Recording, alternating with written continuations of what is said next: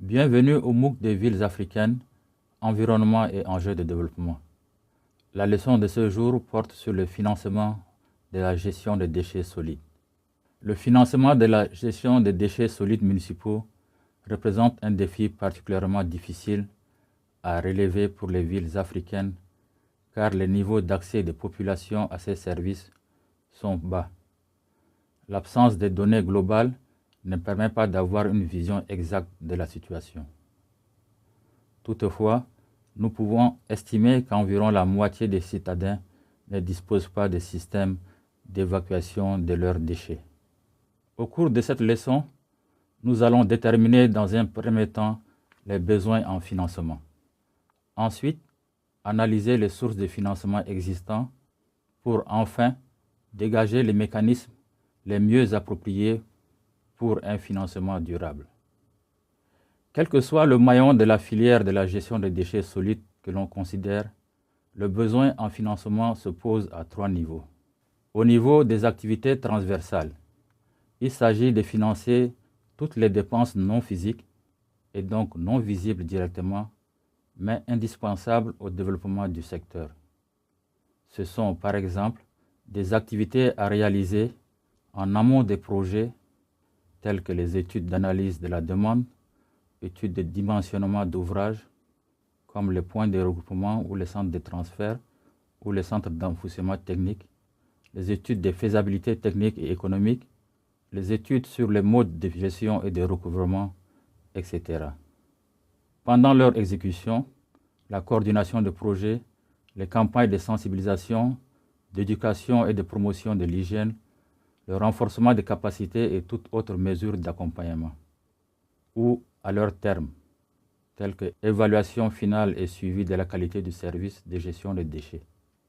S'agissant des charges d'investissement, celles-ci sont liées à la réalisation des infrastructures, telles que centres de groupage ou de transfert, centres de tri, des charges contrôlées ou centres d'enfouissement technique, et à l'acquisition des équipements, tels que véhicules et autres engins de transport. Leur montant varie considérablement selon le niveau de complexité technique. Les charges récurrentes sont liées au fonctionnement et au renouvellement. Les charges de fonctionnement sont liées à l'exploitation technique et financière du service de gestion des déchets solides. Les charges de fonctionnement regroupent notamment les charges de personnel et d'achat de consommables nécessaires pour fournir un service de qualité. La filière de la gestion des déchets solides génère de lourdes charges de fonctionnement et la prise en charge de ces coûts récurrents est une question aussi importante que celle de la mobilisation de l'investissement initial. Quant aux charges de renouvellement ou d'amortissement, elles permettent d'anticiper le remplacement des équipements et autres matériels qui ont tous une durée de vie limitée. Les charges de renouvellement sont spécifiques selon l'équipement considéré et sont à recouvrer de manière régulière en vue de procéder au remplacement des véhicules de collecte et de transport par exemple. Le recouvrement des charges de renouvellement garantit la pérennité du service. Parmi les principales sources de financement existantes, nous pouvons citer les taxes ou redevances d'enlèvement des ordures qui existent dans de nombreux pays d'Afrique. Elles visent à permettre aux municipalités de prendre en charge les dépenses liées à la collecte et à la mise en décharge des déchets ménagers.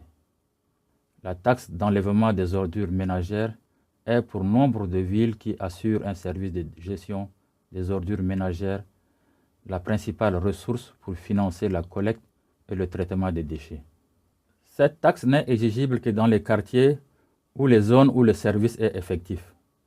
Les quelques exemples des villes qui ont fait l'objet d'études montrent que ces redevances n'arrivent pas à couvrir les charges réelles liées à ces services.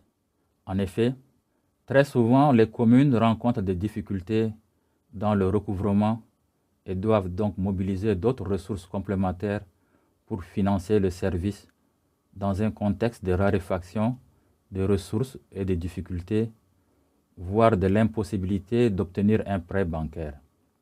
En Afrique, les villes marocaines sont une exception. En effet, la taxe d'édilité destinée à financer l'ensemble des services urbains et la taxe urbaine dans une certaine mesure permettent de couvrir les dépenses de la filière des déchets solides. Dans le contexte actuel, la taxe d'enlèvement des ordures ménagères n'offre aucune perspective pour l'amélioration du service.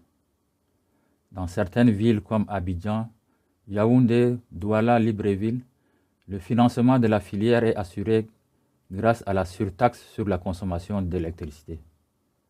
Les résultats des simulations faites par certains spécialistes ont montré que cette surtaxe arrive à couvrir les charges liées à ces services. Quant aux subventions publiques, elles sont constituées le plus souvent de dons des organisations de coopération bilatérale ou multilatérale. Elles financent le plus souvent les postes de dépenses suivants en appui aux communes: les études, analyse de la demande, schéma directeur de gestion des déchets solides, études d'implantation et de dimensionnement des centres de transfert des décharges contrôlées par exemple, qui sont indispensables et doivent être menées par des experts qualifiés. L'acquisition des matériels de collecte et de transport, la construction des infrastructures telles que centres de transfert ou centres d'enfouissement technique. Et enfin, les campagnes de sensibilisation à l'hygiène et de promotion de l'assainissement. Le renforcement des capacités des acteurs de la filière qui est essentiel pour assurer le bon fonctionnement des services, en particulier lorsque ces derniers nécessitent des compétences qui n'existent pas au niveau de l'exploitant ou de la collectivité locale.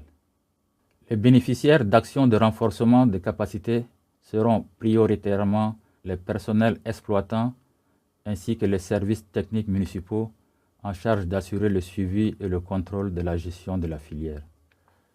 Les investissements privés sont apportés par des investisseurs nationaux ou étrangers, par exemple, dans le cadre de la mise en concession ou de la privatisation des services publics.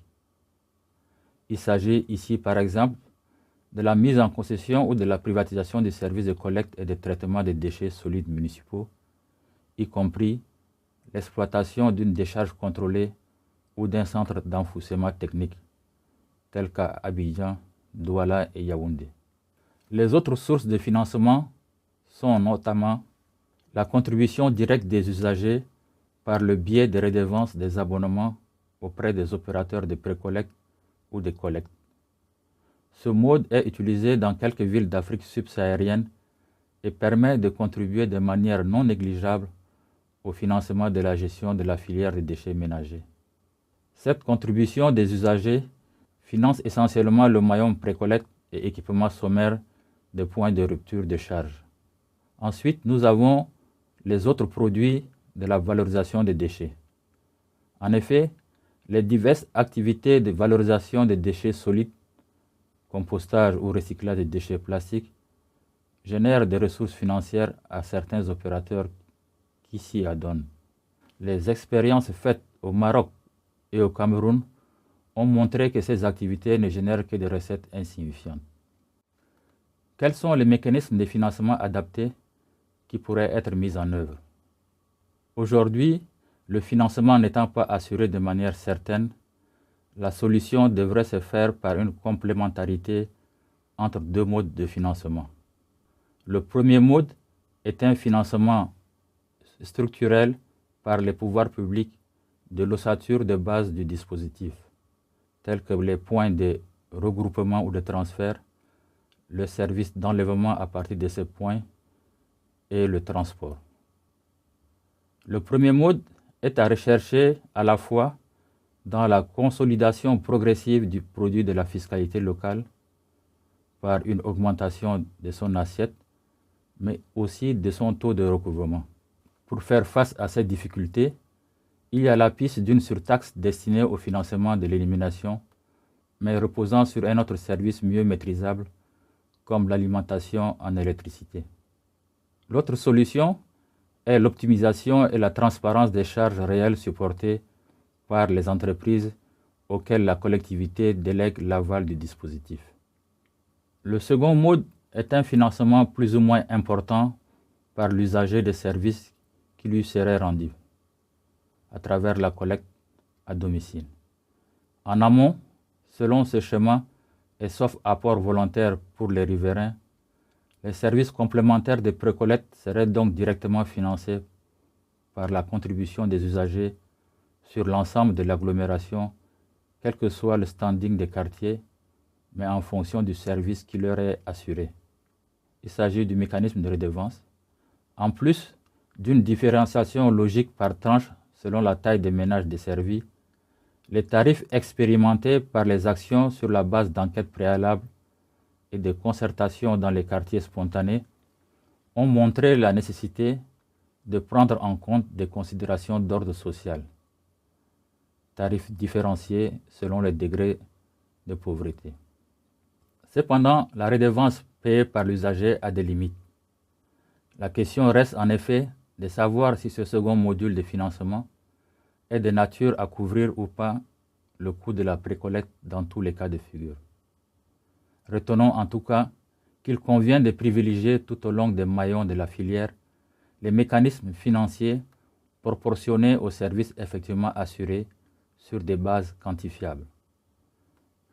Quel que soit le maillon de la filière de la gestion des déchets solides que l'on considère, le besoin en financement se pose à 3 niveaux.